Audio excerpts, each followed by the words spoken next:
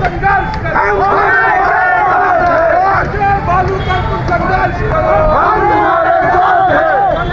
बालू का जिंदाबाद, अरे वोट हमारा राष्ट्र तुम्हारा नहीं चलेगा,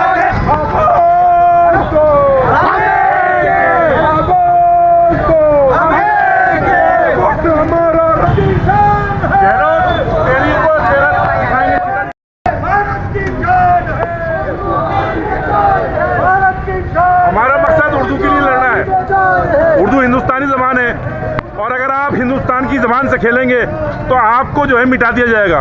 राजस्थान के अंदर मुस्लिम समाज की वजह से आप लोग हुकूमत के अंदर हैं और अगर ये हुकूमत हमारा हक नहीं देती है और ये मुसलमान एमएलए जो 9 हैं ये अशोक गहलोत के घर के ऊपर धरना नहीं देते तो ये साफ है ये मेरे समाज के लीडर नहीं है, ये पूरे 9 के 9 एमएलए, क्योंकि हमारे वोट से ये कांग्रेस सरकार है।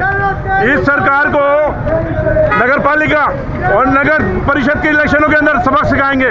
हम निर्दलियों को जिताएंगे इंशाल्लाह और इसको बताएंगे कि तुम क्या हो और क्या करना चाहते हो और हम क्या है हम करके बता देंगे इंशाल्लाह। नहीं चलेगी, नहीं चलेगी, नहीं चलेगी, नहीं चलेगी, नहीं चलेगी, नहीं चलेगी। किस तरह की रैली और क्या विरोध प्रदर्शन क्या आज? उर्दू को संविधान में संरक्षण दिया हुआ है अल्पसंख्यक भाषा होने की हैसियत से, और उस संरक्षण को बरकरार रखने के लिए जहाँ कहीं भी उसमें कहीं कोई कमी आती है तो उसके लिए राष्ट्रीय अल्प भाषा आयोग बना हुआ है।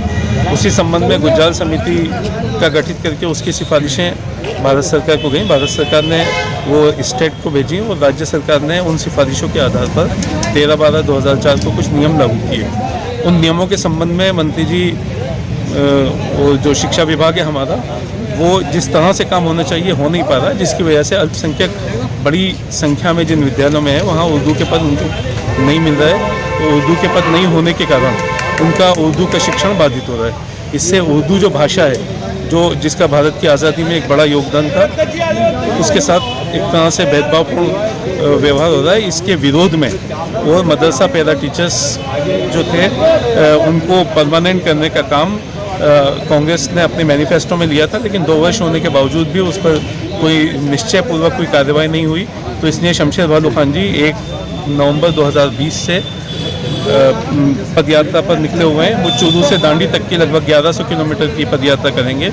आज 15-16 दिन के बाद उनके 500-600 किलोमीटर की यात्रा पूरा होने के बावजूद भी सरकार द्वारा कोई कार्रवाई इस पर नहीं की जा रही। तो उनके समर्थन में और उर्दू के जो पद हैं वो विद्यालयों में सृजित करने के लिए, मदरसा पैरा टीचर्स को स्थायी करने के लिए और राजकीय महाविद्यालयों में उर्दू के पद बढ़ाने के लिए आज टोंक में भी दांडी मार्च निकाला गया और जिलाधीश महोदय से निवेदन किया गया कि शमशेर बालू खान के साथ पूरा राजस्थान है और पूरा राजस्थान जो है वो ये चाहता है कि उर्दू के साथ नाइंसाफ़ी ना हो। यदि ये नाइंसाफ़ी जारी रही तो ये भी है कि एक बड़ा आंदोलन की संभावना बनी। कलेक्टर से क्या आश्वासन मिला है आपको? कलेक्टर साहब ने हमें आश्वासन दिया कि टोंक से संबंधित जो समस्याएं हैं उन पर वो सहानुभूतिपूर्वक विचार करके निर्णय लेंगे और जो हमारा ज्ञापन है वो अपनी टिप्पणी के साथ राज्य सरकार को भेजेंगे। आगामी क्या रहेगा रोपवे का? यहाँ सब लोग बैठकर तय करेंगे। हस्ताक्षर अभियान चल सकता है। इसके अलावा जो अलग अलग पार्टियाँ अलग अलग तंजीमें हैं वो अपने स्तर पर अभियान चला सकती हैं और एक बड़ा अभियान भी चलाया जा सकता है। कोविड-19 की गाइडलाइन की वजह से हम अभी फ़िलहाल बड़ा आंदोलन चलाने से बच रहे हैं। जब कांग्रेस के पार्षद हो, कांग्रेस के विरोध में आप उतरे हो, आज क्या कहेंगे इसको लेकर? देखिए, कांग्रेस हो चाहे बीजेपी हो, कांग्रेस एक विचारधारा का नाम है और कांग्रेस का अगर संविधान है, कांग्रेस के संविधान में ये है कि उनका दबे कुचले लोगों का, अल्पसंख्यकों का हक लेने की। लेकिन कांग्रेस अपनी विचारधारा से अभी भटक चुकी है। जो चुनावी वादे थे, जो मैनिफेस्टो थे, मुस्लिम समाज के लिए थे। 99% मुस्लिम समाज कांग्रेस के लिए वोट करता आया है और लड़ता आया है और कांग्रेस को जिंदा रखता हुआ है। लेकिन आज उसके साथ नाइंसाफ़ी ना तो किसी पार्षद न किसी पदाधिकारी के तौर पर नहीं, एक मुस्लिम समाज के तौर पर, एक मुस्लिम नुमाइंदे के तौर पर ना काबिल बर्दाश्त है। हम गहलोत सरकार से यही कहना चाहते हैं कि आप होश में आए। जो मैनिफेस्टो किए थे, आपने जो वादे किए थे, मदरसा पैरा टीचर का नियमितीकरण है, उर्दू के साथ जब भेदभाव था, आप विपक्ष में थे तो आप हमारे साथ थे। आज पक्ष में आते ही डोडाला सर जी को क्या हो गया कि संघधारी जो अधिकारी हैं, जो निदेशक हैं उनकी बातों को तवज्जो दी जा रही है और लाखों सैकड़ों जो मतदाता हैं कांग्रेस के पक्के उनकी बातों को इग्नोर किया जा रहा है। हम ये भेदभाव बिल्कुल बर्दाश्त नहीं करेंगे, चाहे हमें सड़कों पे आना पड़े। हम आज हैं, हमारे शमशेर भालू खान भाई जो पैदल पद यात्रा कर रहे हैं उनके समर्थन के अंदर अगर उन्हें सरकार को, इस निरंकुश सरकार उनको कुछ हो जाता है तो हम इसकी ईंट से ईंट बजा देंगे।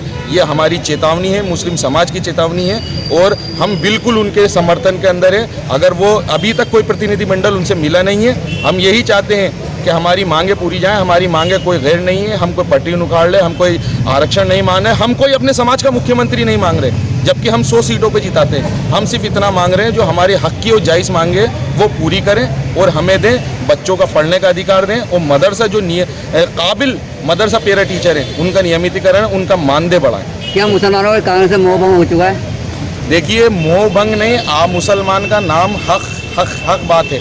हक पे लड़ते रहना ही है तो हम हक पे लड़ेंगे, चाहे हक के परचम तले हैं हम और हक के लिए लड़ाई करते रहेंगे। हमारा हक चाहे हमें दीजिए वरना हम लेके रहेंगे और हम दूसरी दिगर मज़ाहिब के लिए भी, उनके हक के लिए भी हम लड़ते हैं। मुसलमान कांग्रेस का वोट बैंक रहा है और आज कांग्रेस के विरोध में मुसलमान उतरा है, क्या कहेंगे? मैं तो ये कहूँगा कि इस उर्दू ने ही भारत को आज़ादी दिलाई है। इस उर्दू को मान सम्मान मिलना चाहिए। इस उर्दू ने ही इस देश को पहचान दी है। इस उर्दू को मान सम्मान मिलना चाहिए। भालू खान को मान सम्मान मिलना चाहिए, मुसलमान समाज को मान सम्मान मिलना चाहिए, क्योंकि हिंदुस्तान की पहचान ही उर्दू है और इस उर्दू में सारे संविधान, सारे डॉक्यूमेंट्स उर्दू में है। फिर इस उर्दू से भेदभाव क्यों? हम इसका विरोध करते हैं। जब तक हमारा हक नहीं मिलेगा हम लड़ते रहेंगे।